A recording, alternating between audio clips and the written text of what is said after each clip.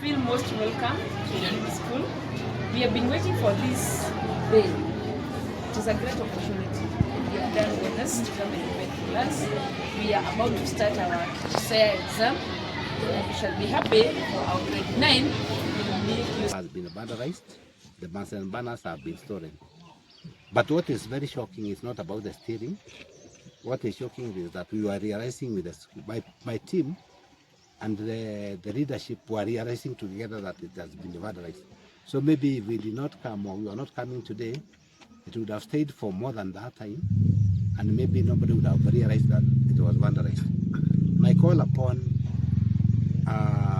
our head teachers and the teachers is to be vigilant of whatever is happening around the schools, because it's a bit disappointing, and we don't have any kit to repair those or replace those bands and banners.